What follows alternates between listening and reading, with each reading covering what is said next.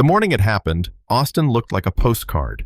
Big sky glass towers, the kind of light that makes everything feel cleaner than it really is.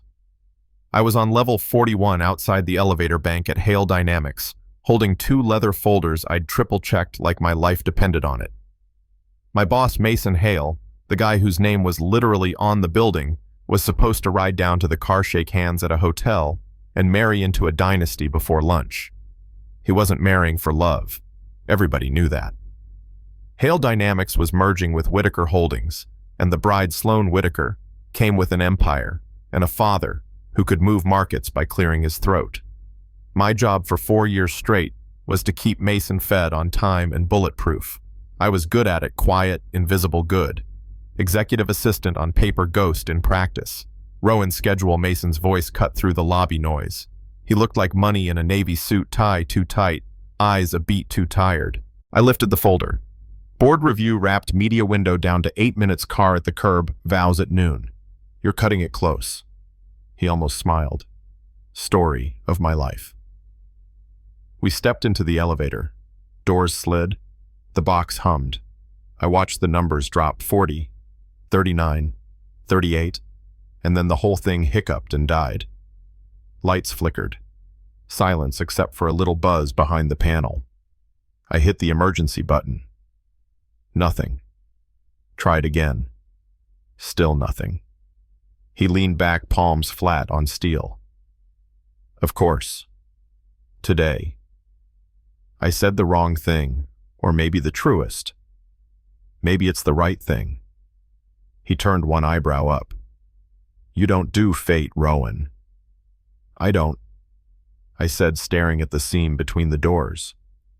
Just of all days. Minutes stretched. The air felt warmer than it should. He loosened his tie. I folded my arms so my hands would stop shaking. The math was ugly. 15 minutes stuck means 15 minutes late means Whitaker PR melts down means Bennett. Whitaker starts calling me young lady with that slow, mean smile. You're calm, he said finally. What would panicking solve? I kept my voice even. I've already lived through my worst days. Worst I swallowed. I wasn't going to say it. I wasn't going to open that door. Then his wedding ring, or the idea of it, flashed in my head like a siren, and words just fell out. You're getting married, I said, staring at the floor indicator that wasn't moving. To a woman who makes sense on paper, who fits beside your headlines. And I'm the one who's been here at 2 a.m. and 5 a.m. and every hour in between. I know your coffee, your tells, the way you joke when you're exhausted, stuff no one claps for. I know you, Mason. He didn't move. And I know I don't get to want anything. I added, heat crawling up my neck. I'm the assistant Miss Lee, could you? Not the sort of woman who gets a chandelier wedding and a press release. So I kept my head down and played my part. Rowan, he said soft, like he was afraid to touch the word. I'm fine. I lied because that's what I do. I'll send the car once we... I'm asking. He pressed closer now. What is it you don't get to want? The answer burned. I let it out anyway. You, I said barely above a whisper. I just wish it were me. He closed his eyes like the truth hurt. Then he crossed the space and pulled me in. Not a polite hug. Not boss to assistant. All the air left my lungs. He smelled like cedar and clean laundry, and every late night we didn't name. I didn't say a thing. I didn't have to. The speaker cracked to life, apologized for the delay, and the elevator shuddered awake. We stayed where we were until the doors opened. He let go, first hands lingering on my arms.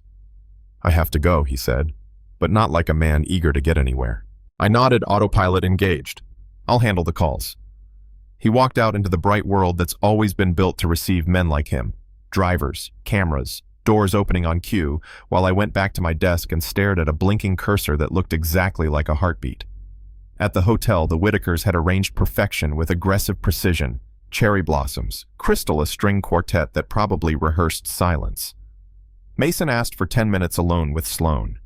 She stood in a dress that could fund a startup and said without drama, "You're in love with someone who isn't me." "It's real," he said. "That's all I know." "Then don't marry me," she answered steady, like she'd already made peace with the truth days ago. We're not doing a show for shareholders." He thanked her. She offered a hand. They shook like two CEOs unwinding a deal. Mason stepped into the ballroom and faced 100 powerful people and every camera in Texas. "This wedding isn't happening," he said, voice calm. "We entered with good intentions, just not the right reasons. I won't begin a marriage with a lie, and I won't ask a woman to stand beside me when my heart is somewhere else. Somewhere else." I was in my apartment staring at a cold cup of tea when someone knocked. 3 even taps. I opened the door. There he was, tie undone, hair wind-tossed, eyes clear for the first time in years. "I didn't marry her," he said. I heard I lied again because the truth was written all over his face. He stepped in like the hallway didn't exist. "You said you wished it were you," he said. "I've been wishing the same thing, just too proud, too scared, too trained to admit it. Don't say this because you're angry at the board," I warned, "or because my apartment smells like vanilla and you haven't eaten." He smiled, small, helpless. "I'm saying it because the only time I breathe, really breathe, is when I'm with you." The kiss didn't rush. It didn't make promises it couldn't keep. It felt like a locked room opening, like stepping out into air after years of fluorescent lighting. Then came the cost. By noon the next day, headlines were everywhere. Hale walks from power marriage. Assistant at center of storm. Nepotism or love story. My email filled with strangers judging my face, my clothes, my competence. At the office, the hush was loud. I kept my shoulders square and my desk clean. People love a woman until she stops apologizing for existing. The boardroom polished wood, cold water men who like to talk with their hands was worse. Conrad Pike, who's been in business since steam, leaned forward, voice flat. "You torched a generational alliance for a crush." Mason didn't blink. I ended a transaction masquerading as a marriage. Conrad flicked a glance at me like I was gum on the floor. "And now what? You plan to staff the C-suite out of HR for romance reasons?" Mason rested his palms on the table. "No. I plan to promote the best strategist in this building, Rowan Lee, to head of strategy and culture." The room shifted. Someone actually laughed. "Your assistant." "My partner," he said. "In discipline and execution and telling me the truth when I don't want to hear it. You've all benefited from her work. You just liked it better when it wore my name." I didn't flinch. I slid a deck across the table and started talking. Pivot from a monolithic merger to regional alliances, keep capital flexible. Let local partners do what they do best. Cut acquisition costs by 14% without losing speed. Protect culture, increase retention. Turn the scandal into a case study in transparency. No sizzle, no TED Talk voice, just a plan that made sense. No one thanked me. That's fine, the numbers did. By Q3, the ship steadied. People stopped whispering when I walked by. Not because they liked me, because I kept winning. Weeks later, after a day that yanked every thread out of me, I stood on Mason's balcony in a thrift store sweater he swore was a cardigan. City hum below, cheap wine in a glass, his jacket around my shoulders because he's more sentimental than he admits. "You ever think we chose wrong?" I asked, honest, because the night was. He came out, set his phone face down like a promise. About walking away. About everything. Money image, the way folks look at me like I stole a seat that wasn't mine. He stepped behind me, wrapped his arms around my waist. "You built that seat with duct tape and miracles. Let them talk. I know who you are." A black envelope came the next morning. No return address, thick paper. A handwritten note. "Thank you for ending this right. I wish you both well. SW." I stared at it for a while, then put it in a drawer beside the spare keys and the batteries that never fit anything. We didn't do a spectacle wedding. We drove out to a little vineyard outside Dripping Springs on a Sunday, barefoot in the grass.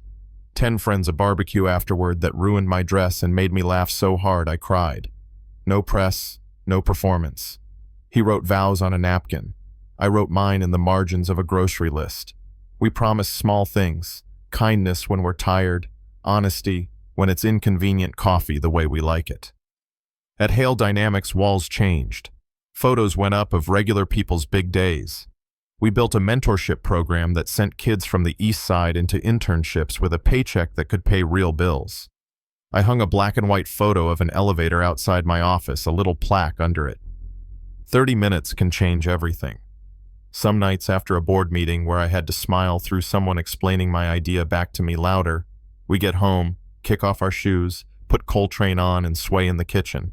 He asks, "You think about that day?" And I say, "Every day, because it's true." Not because a billionaire chose me, but because I chose me first. Chose to say the quiet thing out loud and live with the fallout. Was it reckless? Maybe. Was it selfish? Depends who you ask.